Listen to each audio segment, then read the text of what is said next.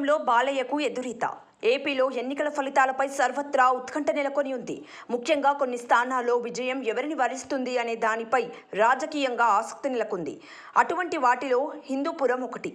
ఇక్కడ టీడీపీ నుంచి నందమూరి బాలకృష్ణ పోటీ చేయడంతో ఫలితంపై ఆసక్తి నెలకొని ఉంది.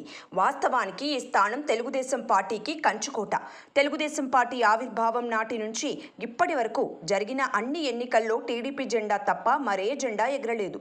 1983 నుంచి 2019 ఎన్నికల్లో ఇక్కడి తెలుగుదేశం పార్టీ వరుస విజయాలను సాధించింది. రాష్ట్రంలో ఎంత వ్యతిరేక గాలి వీచినా సరే హిందూపురంలో టీడీపీ జెండాను ఎగరకుండా అటు వైసీపీ ఇటు జగన్ ఆపలేకపోయారు. ఇక నందమూరి కుటుంబం నుంచి ముగ్గురు ఇక్కడి నుంచి పోటీ చేశారు. టీడీపీ వ్యవస్థాపక అధ్యక్షుడు ఎన్టీఆర్ 1985, 1989, 1994లలో 3 సార్లు పోటీ చేసి విజయం సాధించారు. 1996 ఉప ఎన్నికల్లో నందమూరి హరికృష్ణ పోటీ చేసి గెలిచారు. ఇక 2014, 2019 ఎన్నికల్లో నందమూరి బాలకృష్ణ ఇక్కడి నుండి పోటీ చేసి ఎదురు లేకుండా గెలిచి హిందూపురంలో తమ సత్తా ఏంటో చాటారు. హ్యాట్రిక్ విజయం కోసం నందమూరి బాలకృష్ణ మరోసారి బరిలోకి దిగారు. అయితే ఈసారి బాలకృష్ణ తన విజయంపై ధీమాగా ఉన్నారు. తమకు హిందూపురం ప్రజలు అండగా ఉంటారని భావిస్తున్నారు. కానీ ఈసారి హిందూపురం నియోజకవర్గంలో వైసీపీ మరో కొత్త ప్రయోగానికి తెరతీసింది. బీసీ వర్గానికి చెందిన దీపికను బరిలోకి దింపింది.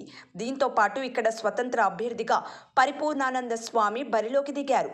దీంతోనే కొంత టీడీపీ ఓట్లకు గండి పడతాయన్న అంచనాలు వినిపిస్తున్నాయి. వైసీపీ ఓటు బ్యాంకు ఎటు ఉండనే ఉంటుందని, కానీ టీడీపీ ఓటు బ్యాంకులోని హిందూపురంలో కొందరు టీడీపీ సానుభూతి పరులు మరికొందరు స్వామీజీ వైపు మొగ్గు చూపారన్న వార్తలు వినిపిస్తున్నాయి. అయితే ఏ స్థాయిలో ఓట్లు చీల్చుకున్నా నందమూరి బాలకృష్ణ గెలుపును ఎవరూ ఆపలేరన్నది టీడీపీ వర్గాల నుంచి వినిపిస్తున్న టాక్.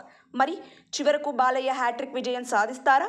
హిందూపురం ఫలితం ఎలా ఉండబోతుంది అనేది జూన్ 4వ తేదీన తేలనుంది. సబ్స్క్రైబ్ చేయండి. Please do subscribe to. Please like, share and subscribe to top Telugu TV. Top Telugu TV. Top Telugu TV.